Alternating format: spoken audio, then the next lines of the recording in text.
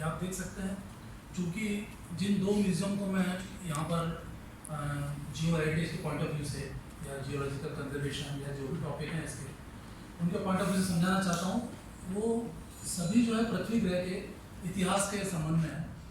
तो इस आप चित्र को देखिएगा, ये एक यहाँ पर आग है, पानी है और एक मिट्टी का घेरा है जिसमें ये भारत है। और एक क्रॉस पॉइंट पे यहाँ पर 4 म्यूजियम बने हैं जो धार जिले में आते हैं, मांडू और बाग के उसके काफ़ी करीब है।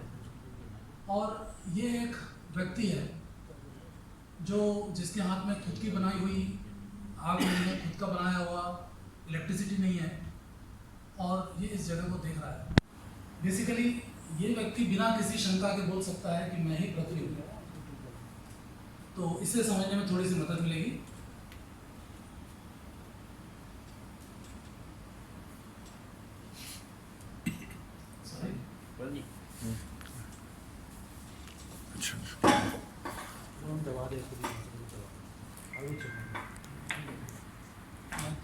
एक्चुअली मैं जिन 2 म्यूजियम की बात कर रहा हूँ, आपने उसमें सुना होगा कि डायनासोर टाइटल है, आपको लगता होगा बहुत बड़े म्यूजियम है, पर बेसिकली ये डिस्ट्रिक्ट लेवल पे बनाए हुए म्यूजियम है। डिस्ट्रिक्ट लेवल पे बनाए हुए म्यूजियम या छोटे म्यूजियम अमर नहीं होते, उनकी उम्र का बारे में कुछ नहीं कह सकते हैं, पर बड़े म्यूजियम का कॉन्सेप्ट छोटे म्यूजियम से बहुत अच्छे से समझा जा सकता है। सारी दिक्कतें परेशानियां छोटे म्यूजियम से समझी जा सकती हैं। इसलिए मैं आपसे आशा करूंगा कि इन छोटे म्यूजियम को आप गंभीरता से देख पाएंगे। यहाँ पर जो ये आप ऊपर देख रहे हैं, मैं 3 म्यूजियम को समझाने वाला हूँ। ये अश्मदा फॉसिल म्यूजियम है, ये मांडू में है, ये दक्कन प्लेटू पे है। ये दूसरा म्यूजियम है बाघनी डायनासोर एग म्यूजियम। ये हालांकि अश्मदा के कैंपस में ही है, पर ये करीबन 4-5 साल बाद बना है, इसे आप एक मान सकते हैं। और तीसरा ये रालामंडल म्यूजियम है। यहाँ पर मैं क्लासिफाइड चर्चा कर पाऊँ इसलिए कुछ मैंने पॉइंट्स बनाए हैं, जहाँ पर जरूरी हुआ तो इन मुद्दों पे चर्चा आपसे करता रहूँगा। ये आप देख सकते हैं धार जिले का पूरा जो एक मैप है, और ये लाल जो आप लाइन्स देख रहे हैं ये डाइक्स हैं। और ये इस जगह पे अश्मदा फॉसिल म्यूजियम है, ठीक जहाँ पर ऊपर की तरफ मालवा प्लेटू है और नीचे की तरफ निमार है, जहाँ पे 33 सेडिमेंट्स हैं, और ये नर्मदा रिवर है। तो नर्मदा रिवर साथ में जो बागबैट्स और दक्कन का एक बहुत ही महत्वपूर्ण हिस्सा यहाँ पर है। तो अपने आप में एक लाजवाब जगह है जहाँ पे क्रिटिशियंस और प्री कैम्ब्रियन और उसके बाद के यहाँ की जो रनर एंड कल्चर है आदिवासियों की, वो यहाँ पर देखने लायक है। चूँकि ये दक्कन प्लेटू पे है, इसलिए मैं आपको कुछ मॉन्यूमेंट्स दिखाना चाहूँगा। इससे करीबन 10-15 किलोमीटर की दूरी पे करीबन एक 70 फीट का सिंगल फ्लो है। इसके नीचे इंटरटैप्स है, एक लेक में बड़ी मात्रा में जो है लावा जो नीचे बेसाल्टिक लावा उतरता है, इसके आसपास देखा जा सकता है। एक छोटी सी डाइक देख सकते हैं, काफ़ी सारे डाइक्स हैं जो आप देख सकते हैं। धार लाइनामेंट भी जो है ये म्यूजियम के पास से गुजरता है।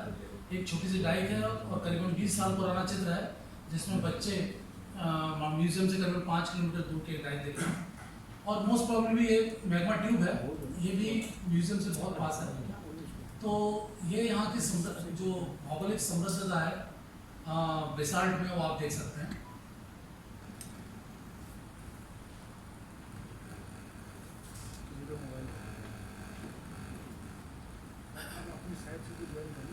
ये आप एक लाइनामेंट देख सकते हैं, दूसरा देख सकते हैं, काफ़ी सारे डाइक्स हैं जो यहाँ से गुजरते हैं। ये जो उभार वाला हिस्सा है, इसके ठीक ऊपर दक्कन प्लेट है, और ये नीचे आप देख रहे हैं ये निमार है, जिसमें कई तरह के मरीन सेडिमेंट्स और फ्रेश वाटर और मास्टिक टीम जो डायनासोर के जो रिमेन्स हैं वो सब यहाँ मिलते हैं। ये नर्मदा रिवर पर इस अश्मदा को इंट्रोड्यूस करने से पहले आपको इस पॉइंट पे दिखाना चाहूँगा। ये जो ब्लैक कलर पॉइंट दिख रहा है, किसी समय में रानी रूपमती 20 किलोमीटर ऊंचाई से 20 किलोमीटर दूरी से और करीबन 500 से 700 मीटर के बेंचमार्क से नर्मदा के दर्शन करती थी। तो ये मध्य युग की बात है, और किस तरह से जियो टूरिज्म पहले से पॉपुलर रहा। इस तरह हमको कोई चैप्टर दिखाई नहीं देता कि ऊंचे पहाड़ों से कोई 20 किलोमीटर दूर से दर्शन करता हो, ना केवल दर्शन बल्कि उनकी दिनचर्या की पूजा से होती थी। तो ये अपने आप में एक अट्रैक्शन है। साथ में यहाँ पर एक बाजनिया गांव है, जहाँ पर बेसाल्ट से मेटेलिक साउंड करके लोगों को पहले बुलाने की परंपरा थी। गांव का नाम ही बाजनिया है, चूँकि वहाँ के इस तरह का काफ़ी सारे इको सेंटर हैं। तो इस म्यूज़ियम के आसपास काफ़ी सारी पुरानी परंपराएं जो पत्थरों से और ख़ास करके बेसाल्ट से जुड़ी हुई हैं। ये इस म्यूज़ियम के आसपास का हाइट प्रोफाइल है चारों दिशाओं में। आप देखिए एक तरफ पूरी खाइयाँ हैं गहरी, और आप देखिए यहाँ पर पहाड़ियाँ हैं। तो काफ़ी सुंदर वादियाँ हैं। नीचे आप चित्र में देख सकते हैं जिस तरह की यहाँ की हाइट प्रोफाइल है। तो आसपास म्यूज़ियम से ठीक पीछे करीबन 3-4 झरने चलते हैं, ये आप देख सकते हैं। ये घाटी है और ऊंची पहाड़ियाँ हैं। चूँकि ऊंची पहाड़ियाँ और नीची घाटियाँ और पानी के जलाशय हैं, तो यहाँ का वेजिटेशन में भी बहुत अच्छी डाइवर्सिटी है। ये आप देख सकते हैं इसका जो महत्व है हमारे इस अश्वत्थामा म्यूज़ियम का।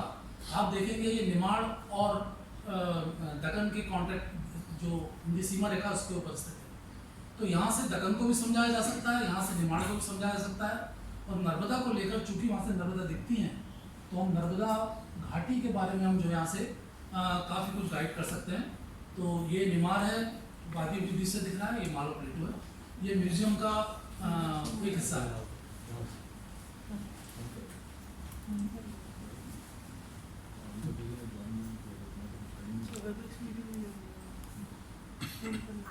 सन 1998 में सर ये म्यूज़ियम बना था। और वो जो पहला वाला जो कवर स्लाइड था, उसके कॉन्टेक्स्ट में मैं आपको बताना चाहूँगा कि कुछ म्यूज़ियम ऐसे भी हो सकते हैं। चूँकि हम मैडम थी, हम फॉरेस्ट वाइल्ड लाइफ में सेंचुरी में फॉसिल म्यूज़ियम बना सकते हैं। तो एक बहुत ही सुंदर कॉन्टेक्स्ट हमको मिलता है। देखिए जब हमने शुरू में 1998 में जब ये म्यूज़ियम बनाया था, ये मैं और मेरे स्टूडेंट्स से मिलकर ये दोनों डायनासोर बनाए थे RES की सहायता से। तो आप देखिए यहाँ बकरियाँ ठहरी हुई हैं। लोग जब आते थे तो एक सुंदर सा दृश्य, लोगों को एक अलग ही थ्रिल मिलता है कि हम और डायनासोर रिश्तेदार हैं, बहुत दूर के रिलेटिव नहीं हैं। दूसरा आप देखिए बंदर हैं, कि डायनासोर के ऊपर चढ़ जाते थे। शुरुआत में जब बना था तो डायनासोर ये बंदर नहीं आते थे। फिर 2-3 साल बाद से उन्हें लगा कि साहब ये हमें नुकसान नहीं करेगा, आना चालू हो। यहाँ पे लिज़ार्ड देखिए अपने पूर्वज की तरफ बैठा है। और मैं कई दफ़ा, ये मेरा अभी का हाल का चित्र है, और 1998 के 7 में भी वहाँ पर आप बंदरों के बीच में बैठ के उस म्यूज़ियम और डायनासोर का आनंद ले सकते थे। तो ये यहाँ की खूबसूरती है जो किसी भी सेंचुरी में, किसी भी नेशनल पार्क में, चूँकि फॉरेस्ट में पहले से ही म्यूज़ियम है, कान्हा में है, पचमढ़ी में है, हम वहाँ पे गैलरी फॉसिल की बना सकते हैं। वो बनिस्बत दूसरी जगह बनाने के, यदि हम फॉरेस्ट डिपार्टमेंट के एसोसिएशन में अभी की जो एग्जिस्टिंग वाइल्ड लाइफ है उसके साथ यदि हम बनाते हैं साथ, तो उसका आनंद बिल्कुल आता है। ये म्यूज़ियम के आसपास के खूबसूरत चित्र हैं। इसका एरियल व्यू आप देखेंगे। ये म्यूज़ियम है, बिल्कुल खाई में झांकता हुआ है। दूसरा आप देखेंगे यहाँ पे किनारों पे कॉटेज बने हुए हैं, वहाँ पर आप बैठकर पूरी प्रकृति का आनंद ले सकते हैं। क्योंकि जब तक हम नेचर में डूबे नहीं रहेंगे, हम नेचर को समझ नहीं सकते। जब तक हम दक्कन प्लेटू पे ना बैठे होंगे, हम दक्कन वॉल्केनिज्म को नहीं समझ सकते। जब तक इस तरह से हम किसी जलाशय के पास बैठ के हम पानी की कल्पना कर सकते हैं। तो ये उपनिषदिक ट्रेडिशन है कि साहब हम किसी भी चीज़ को समझना है, हम उस तरह के एनवायरनमेंट में चले आएँ। तो ये पूरा एरियल व्यू सर। साथ में इस जो खाई दिख रही है, इस खाई में कुछ इस तरह का वेजिटेशन है जो अडॉप्टेड हो चुका है। तो एडॉप्टेशन को समझने में यहाँ पे बर्ड्स की बहुत अच्छी डाइवर्सिटी है, वेजिटेशन की बहुत अच्छी डाइवर्सिटी है। चूँकि निमाड़ और मालवा के कॉन्टेक्ट में है, तो यहाँ पर आपको तरह तरह की डाइवर्सिटी देखने को मिलती है। आप देख सकते हैं कि पूरा निमाड़ है, दूर कहीं नर्मदा है और ये मालवा है। तो निश्चित रूप से चूँकि वहाँ पर फिजिकल एनवायरनमेंट पूरा बदल रहा है, ये ठंडा इलाका है, बेंचमार्क 700 मीटर से 200 मीटर से चले जाता है। तो यहाँ हमको तमाम तरह की डाइवर्सिटी हमको दिखाई देती है। और आप देखिए दूसरा वहाँ का जो आनंद है, बारिश और कोहरा और ठंड। जब बारिश होती है तो शुरुआती भारी बादलों में पूरा मांडू बादलों में डूबा होता है, और उसमें डायनासोर को देखना, सेम स्ट्रक्चर है पर उसका आप आनंद अलग अलग ले सकते हैं। तो बारिश के दिनों में इसका टूरिज्म जो है इंगेज, साथ साथ में वहाँ की चट्टानों को, और चूँकि वायुमंडल भी पृथ्वी का हिस्सा है, चूँकि हवाएं भी पृथ्वी का हिस्सा है, मौसम भी उसका हिस्सा है, तो यहाँ पर उसके भी टूरिज्म का आनंद लिया जा सकता है। तो ये आप देख सकते हैं, ये दूसरा चित्र है।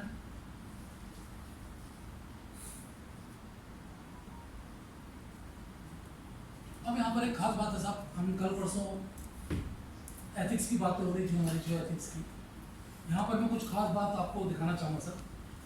हमने छोटा म्यूज़ियम है, उसको हम उसे हम जितना स्थानीय कर सकते थे हमने स्थानीय किया है। वहाँ की ट्राइब्स के बारे में, वहाँ के पत्थरों के बारे में, यहाँ तक कि म्यूजियम से 1 किलोमीटर के भीतर जो खुदाई हुई चीज़ें निकली हैं हमने म्यूजियम में रखी हों, चाहे आर्कियोलॉजी की हो, चाहे स्टोन टूल हो, चाहे फॉसिल हो, चाहे साधारण सा पत्थर हो।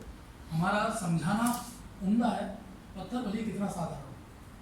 तो आप देखिएगा यहाँ की स्ट्रैटिग्राफी है कॉमन पूरे जिले की। ये म्यूजियम है, जिस डायनासोर को आप देख रहे थे वो ये है। पीछे हमारा जो मून है, सैटेलाइट है, नेचुरल सैटेलाइट। और जहाँ जहाँ खुदाई में जिस लेयर में कैसी दिखती हैं उसको हमने ग्राफिकली बनाने के बजाय फोटो को हमने वो किया, असेंबल किया, कोलाज किया।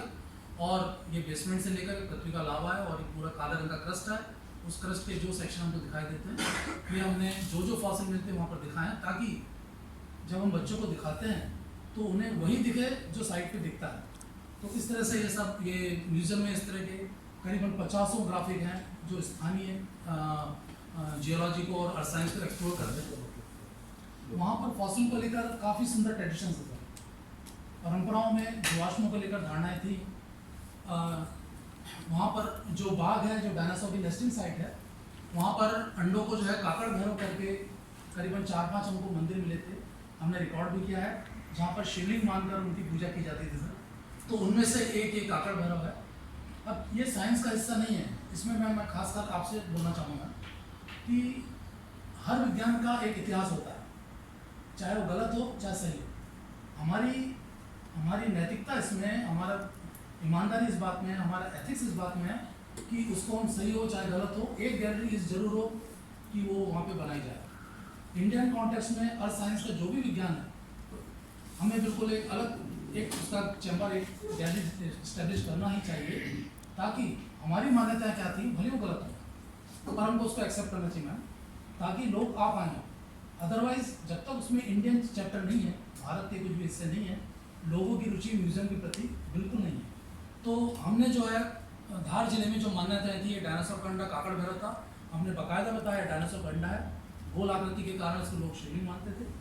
तो एक ये मैम, और दूसरा एक शालिग्राम जो स्पीति और गंडकी नदी में मिलता है, उसको लेकर अभी थोड़े समय बाद जो है अगले महीने में सारे विवाह जो होते हैं, उस 11 कार्तिक माह की 11 से एक फॉसिल की पूजा के बाद भारत में शादियां चालू होती हैं। इससे इतनी बड़ी बात है और हम म्यूजियम से छिपाते हैं। तो ये हमारे जो ट्रेडिशंस हैं उनको बिल्कुल कतई नहीं छिपाना चाहिए। तो ये जो है एक शालिग्राम है और पूरा उसका विज्ञान है। ये दक्षिणावर्ती शंख है जो हमारे इलाके में मिलता है, फाइसा। ये चूंकि लोगों के घर में पूजा जाता है इसलिए रखा गया। ऐसे हमने करीबन 7 परंपराएं हैं जो जीवाश्मों से जुड़ी हुई हैं। वहाँ गांव के नाम फॉसिल पर बेस्ड है सर, और इसे हम एक्सप्लोर हमें करना ही चाहिए। तो एक नमूना है उस म्यूजियम का, पूरे म्यूजियम को मैं नहीं दिखाऊंगा। अब इसको आप देखिए, इस चित्र की खूबसूरती देखिए आप। ये नियोलिथ टूल्स हैं, ये मैम हमारे म्यूजियम से मुश्किल से 50 मीटर की दूरी से हमने कलेक्ट की। तो ये आप देखिए, ये पॉटरीज बनाने के टूल्स हैं, ये चालकुलेट आप देख पा रहे हैं, ब्लेड्स हैं इस तरह से, और नीचे हैंडेक्स वगैरह बड़ी तादाद में हमने हथियार इकट्ठे किए हैं। और ये देखिए आदिवासी जो लोग हैं वहाँ के खुद के हथियार ले आए। तो जब तक हम स्थानीय लोगों को स्थानीय भूगोल से नहीं जोड़ेंगे, उस म्यूजियम का यदि स्थानीय लोगों के लिए कोई महत्व नहीं है, औचित्य नहीं है, तो सर हमारा म्यूजियम बनाना बेकार। क्योंकि यदि हम कुछ ऐसा काम करते हैं जो स्थानीय महत्व का नहीं है तो लोग इसका विरोध करते हैं। लोग तभी हमसे जुड़ेंगे जब हम उनकी बातें करेंगे, उनकी जरूरतें पूरी करेंगे। तो सर हमने म्यूजियम में नर्मदा के लोग प्रतिमा से बहुत श्रद्धा रखते हैं। आप नर्मदा के बहाने आप उनको पूरा विज्ञान समझा सकते हैं। आप शालिग्राम के बहाने पूरा 35 के जितने भी इवोल्यूशन है आपके वो समझा सकते हैं। तो सर इसमें हमने कोई परहेज नहीं किया है। हालांकि हमको प्रोजेक्ट बनाने में दिक्कत होती है, वो बिल्कुल मना कर देते साहब ये चैप्टर्स नहीं होना चाहिए, पर विज्ञान के तौर पर नहीं, स्थानीय मान्यताओं की गैलरी हम एक जरूर कर सकते हैं। तो आप इसकी खूबसूरती देखिए सर, ये देखिए, ये म्यूजियम के ठीक पीछे ये बेसाल्ट की जो रेसिडुअल हिल्स हैं वो सब दिख रही हैं आपको। एक हमने ग्राफिकली वो कैसे बनी होंगी, ऊपर का जो है नीचे का जो ठंडा हो चुका है ऊपर पिघला हुआ है, ये यंगर फ्लोज आए हुए हैं। और इस तरह से हमने आपके डाइक्स को, इस तरह से हमने ओनियन वेदर बेसाल्ट को, जितना दक्कन की जो वॉल्केनोज की एक्टिविटी हुई सब हमने रिक्रिएट किया, ताकि ना हिंदी में ना इंग्लिश में, यदि आप सामने किसी चीज़ को देख सकते हैं तो उसको दिखने की चीज़ों से ही सरल कीजिए, उसको आप पिक्टोरियस वे में या किसी और अंदाज से आप सर्व कीजिए। तो ये उसका एक नमूना सर जो आप देख सकते हैं, जिससे ये हमारा म्यूज़ियम 30 सालों से चल रहा है और उसकी संख्या कम जरूर है पर वहाँ पे सर लोगों को फ़ायदा कर रही है। हमने सर म्यूज़ियम के आसपास कितनी तरह की घासें हैं, कितनी तरह की वहाँ पे वेजिटेशन है, वहाँ पे कितनी तरह की बर्ड्स आती हैं, उसका हमने पूरा रिकॉर्ड किया। करीबन 2700 इंसेक्ट हमने रिकॉर्ड किए और म्यूज़ियम के आसपास कौन से कीड़े भले आपको ना दिखाई दे रहे हो, हमने उसका पूरा रिकॉर्ड वहाँ पर दिया सर। बर्ड्स की इंफॉर्मेशन दी है ताकि एग्जिस्टिंग जो वहाँ का फ्लोरा फौना है लोग जान पाएँ, इसलिए उसको सर अवार्ड मिला जो है बेस्ट बायोडाइवर्सिटी पार्क का सर। और ये 1998 की चित्र है सर। हमने जब इस म्यूज़ियम के बनने से पहले हमने कई सारी एग्जीबिशन की थी। इन कारणों से जो उस समय के कलेक्टर थे राजौरा सर, उन्होंने 7 लाख रुपए दिए और वो ज़मीन दी सर। 7 लाख उन्होंने ही खर्च किया सर, एजेंसी RES थी। ये आप देख सकते हैं पुराने चित्र हैं सर। अब सवाल ये आता है कि ये कैसे बना सर। तो इसमें फाइनेंशियल सपोर्ट जो रेवेन्यू डिपार्टमेंट ने किया, NVDA से पैसा लिया क्योंकि नर्मदा के डूब का जो हिस्सा था। ये आपको इसलिए बताना चाहता हूँ कि छोटी म्यूजियम आप कैसे बना सकते हैं बहुत आसानी से। तो ये उसके सॉल्यूशन से टेक्निकल सपोर्ट हमने RES से लिया। और चूंकि हम ऐसा विषय कर रहे हैं जो इंजीनियर का नहीं है, ना कलेक्टर का है, ना फॉरेस्ट डिपार्टमेंट का है, यदि थोड़ा सा हम उनको विज्ञान में मदद कर दें और हम थोड़ी सी टेक्निकल स्किल दे दें सर, यदि इतनी काबिलियत हम में है तो कोई भी कलेक्टर म्यूजियम बनाने के लिए मदद नहीं करेगा सर। 7-10 लाख रुपए देना उनके लिए बिल्कुल कठिन नहीं। तो आप देखिए सर, हम ही लोग हैं जिन्होंने हमने इसको कर लेंगे। हमने करीबन 3 बार, करीबन 10-12 साल तक हम लोग जाके करते थे। तो ये आप देखिए। उसके बाद देखिए बच्चों का आना, वहाँ पे कई प्रोग्राम्स हुए, गवर्नमेंट ऑफिशियल्स आते हैं सर, ये सब आते हैं। जितनी सरकारी मीटिंग्स होती हैं वो उतना पॉपुलर होता है। वो कलेक्टर, वो रेवेन्यू डिपार्टमेंट के अधिकारी जब यहाँ से देखने के बाद दूसरे जिलों में जाते हैं तो उनके पास एक आइडिया आता सर और वहाँ पर वो काम करता सर। अभी सर फिलहाल की स्थिति में बीच में तो बहुत सब खत्म हो रहा सर। 2000 टूरिस्ट आते हैं सर। ये अंडों का म्यूजियम है उसी कैंपस में सर। ये जब अंडों की खोज हुई तो बहुत ज़्यादा सेंसिटिव हुआ, लोग चाहते थे अंडे देखें, पर्सनल अप्रोच करते थे। हमने फिर इसलिए अंडों का म्यूजियम बनाया था। ये अंडों का म्यूजियम बनते हुए किसने बनाया, ये टेक्निकल सपोर्ट किसने फाइन पैसा दिया, ये रालामंडल का म्यूजियम है जिसे आप देख सकते हैं। और ये भी वाइल्ड लाइफ एक सेंचुरी है, रालामंडल सेंचुरी इंदौर से बहुत नज़दीक है, करीबन 20 किलोमीटर दूर ये देखा जा सकता है सर। और ये रालामंडल में जो एक्टिविटी होती रही बच्चों की, ये आप देख सकते हैं सर। ये पूरा एजुकेशन इंदौर एजुकेशन हब के बीच में है। इंदौर में जू है, इंदौर में सेंचुरी है, तो अभी की वाइल्ड लाइफ से देखा जा सकता है।